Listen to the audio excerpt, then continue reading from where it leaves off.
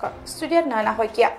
হাওৰাঘাটত ভূমাফিয়া ৰূপী দুষ্ট চক্ৰৰ তাণ্ডৱ ভূমাফিয়া কমিছন নিদিলে মাটি ক্ৰয় কৰিব গৈ বিপাঙত পৰিব পাৰে আপুনিও দুষ্ট চক্ৰৰ অতিবাদীত অতিষ্ঠ হৈছে ব্যৱসায়ী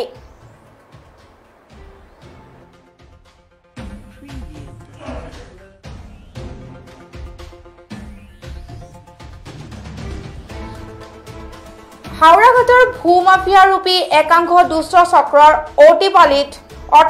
অতিষ্ঠ ব্যৱসায়ী প্ৰথমে চাওক এইজন লোকলৈ হাওৰাঘাটৰ প্ৰসিদ্ধ তথা যুৱ ব্যৱসায়ী এইজন বাপন দাসে হাওৰাঘাটৰ নেপালী বস্তিত এক সপ্তাহ পূৰ্বে একথা মাটি ক্ৰয় কৰাৰ বাবে হোৱা বন্দোবস্ত অনুসৰি প্ৰদান কৰিছে আগধন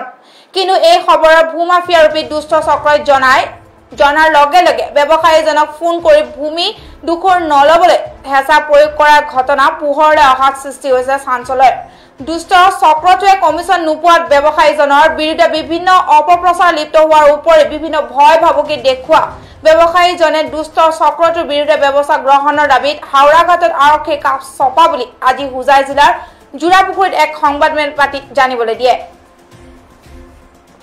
হাওৰাঘাটৰ ব্যৱসায়ী বাপন দাস দেউতাৰ নাম মানিকলাল দাস আমি এটা মাটি কিনিছিলো নেপালী বস্তিত এই মাটিটো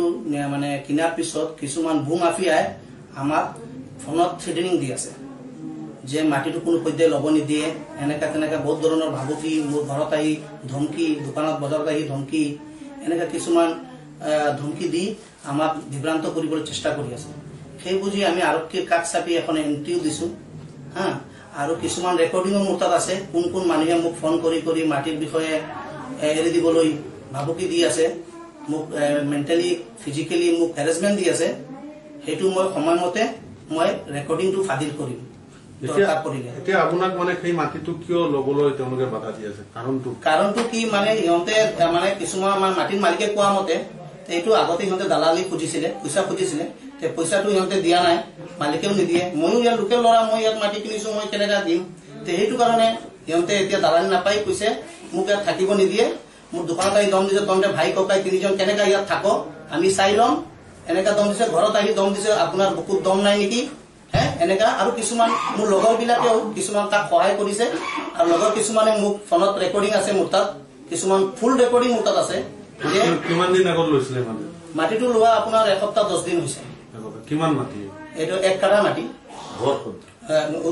মানে কিবা সহজ আমাৰ নামজাৰি হল নে নামজাৰিটো আমাক মানে এতিয়া লেনদেন বায়নাপত্ৰ হৈছে লাঞ্জাৰি কামটো আমাৰ প্ৰসেস চলি আছে ইয়াৰ মাজত আপোনাক মানে সেই মাটিটো এৰি দিব লাগে বুলি ফোন আহিছে মোৰ কিছুমান ভাবুকি দি আছে যে তুমি তোমাৰ তাত আমাৰ বেয়া বস্তু ৰেকৰ্ডিং আছে মানে একচুয়ালি ৰেকৰ্ডিংটো ফুল ৰেকৰ্ডিং মোৰ তাতো আছে মানে আপোনাক কি ব্ল্যাকমেইলিং কৰি আছে ইয়েস ব্ল্যাকমেইলিং কৰি আছে যে তুমি মাটিটো এৰি দিব লাগে নহলে তুমি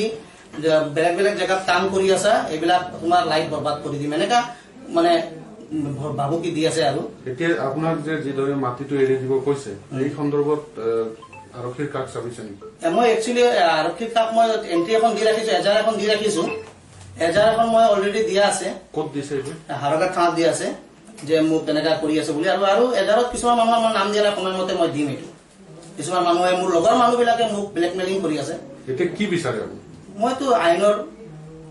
আইনে যি ডিসিশন লব এইটোৱে মই কিবা কৰিম আৰু আইনৰ কাষ চাপিছো যেতিয়া আইনে এটা উচিত তদন্ত কৰিব বুলি মই আশা ৰাখিছো আৰু মাটিটো মই এৰি দিয়াৰ কাৰণে কিছুমান দুষ্ট চক্ৰই এৰি নিদিয়াৰ বাবে মোক মেন্টেলি ফিজিক্যালি খবৰটো লগে লগে ষ্টুডিঅ'ৰ মজিয়াৰ পৰা মই নয়না বিদায় লৈছো চাই থাকিব পৰৱৰ্তী খবৰৰ বাবে PI নিউজ ৰাইজৰ দ্বাৰা ৰাইজৰ বাবে ধন্যবাদ